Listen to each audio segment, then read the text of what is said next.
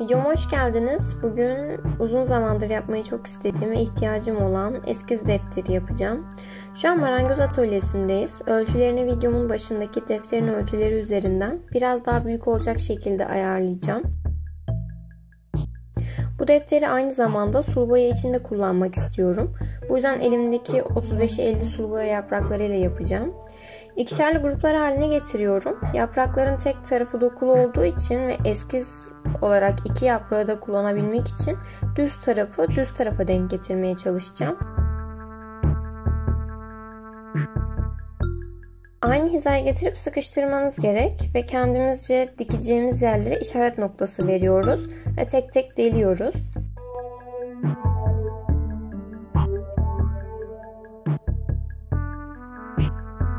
Sonrasında bu çizdiğimiz işaret noktalarına gelecek şekilde ipleri tutturuyoruz.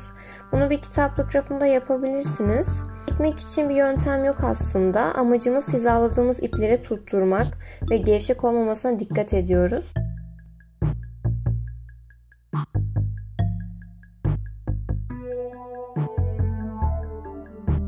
Ve bitirdiğimizde sağlamlaştırmalıyız. Bunun için birkaç yere düğümler atın.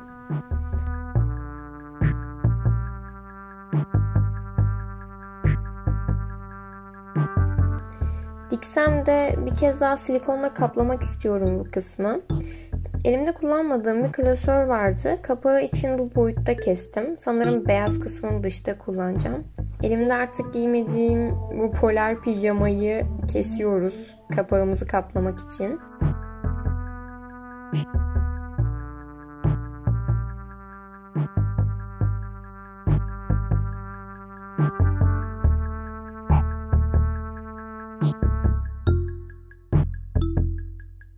Kaplayıp kağıt bloğuna tutturacağım.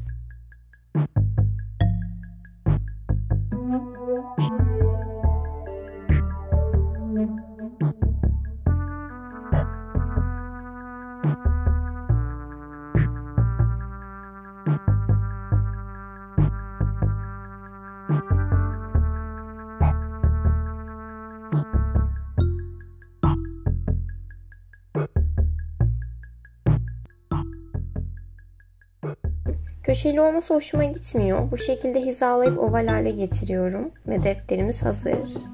Ben sonuçtan çok memnun kaldım. Böyle olacağını beklemiyordum. Umarım size de yardımcı olmuştur. Bu videoyu beğendiyseniz destek olmayı unutmayın.